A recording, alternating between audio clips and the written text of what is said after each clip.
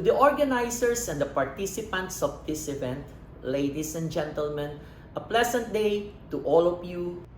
The historic signing of Republic Act 11223 or the Universal Healthcare Act in February 2019 and the consequent promulgation of its implementing rules and regulations in October 2019 institutionalized health sector reforms as envisioned by the F1 Plus for Health.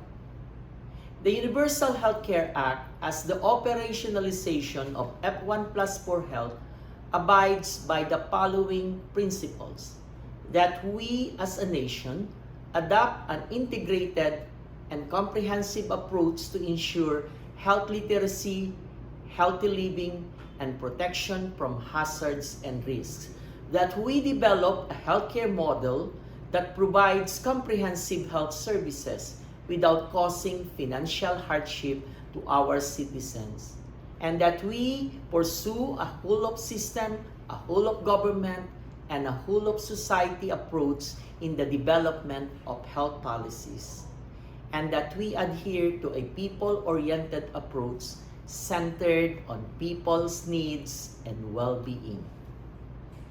The Universal Healthcare Act is broken down into 10 components, which included human resources for health.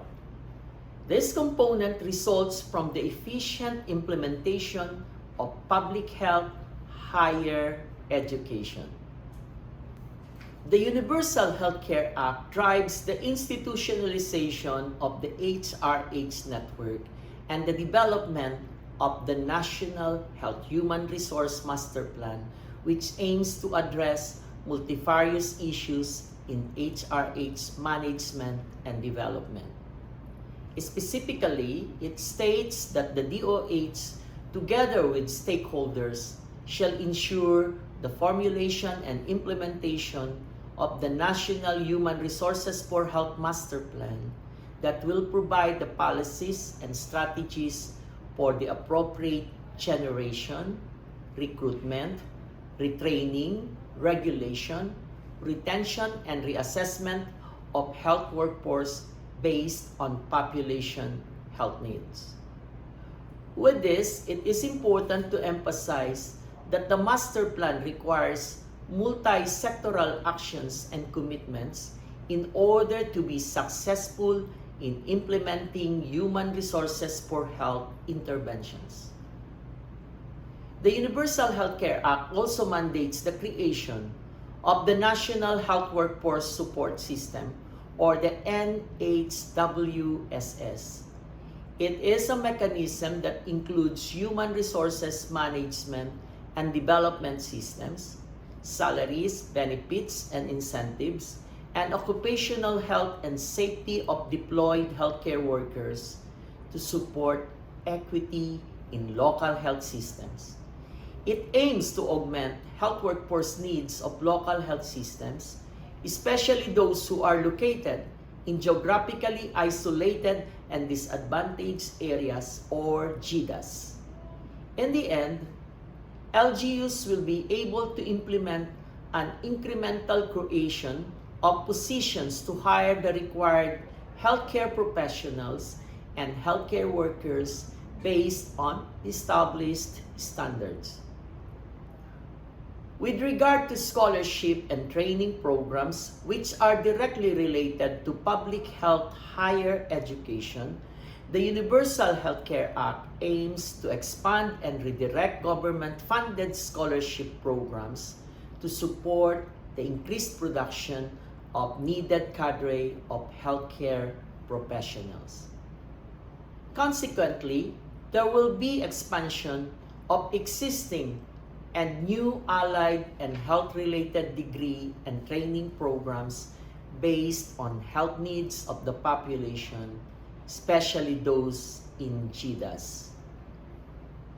All graduates of allied and health-related courses who are recipients of government-funded scholarship programs are required by the law to render return service in priority areas in the public sector.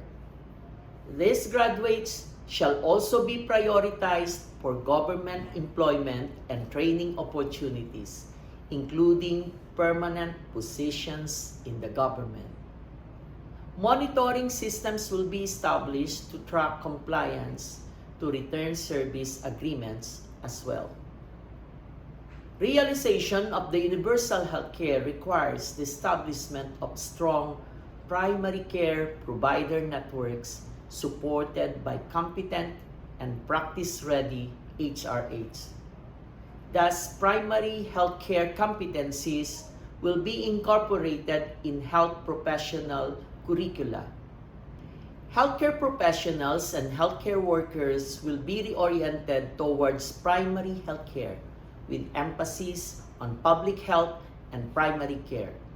As such, primary care will be incorporated in educational programs of health sciences education, licensure exams, and continuing professional development programs.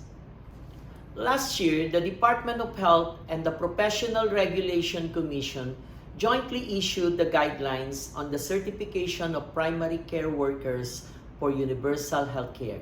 It provides the procedure for assessment of primary care worker competencies in the provision of primary care services. Through this, we will be sure that our health workers are ready, competent, and knowledgeable in delivering primary care services to their constituents. This certification process is also a prerequisite for the accreditation and licensing of primary care facilities by the DOH and PhilHealth respectively. With all the achievements and endeavors of the Department of Health, together with other stakeholders, we are strongly encouraging the higher education institutions to incorporate primary care in their health professional curricula. Moreover, alignment of degree and executive courses to the needs of our health systems development must be done as well. For medical education and training, to align with the requirements of the universal health care, it would be good to give emphasis on an integrated health systems approach where physicians who will manage the health systems have to be cognizant of how health system is organized and apply the 6 building blocks of universal health care in addressing community health issues. Strengthening primary care concept, which is the provision of initial contact, accessible, continuous, and comprehensive and coordinated care. Also, an interprofessional practice through the health team approach. The road to realize universal health care and the sustainable development goals is an arduous one.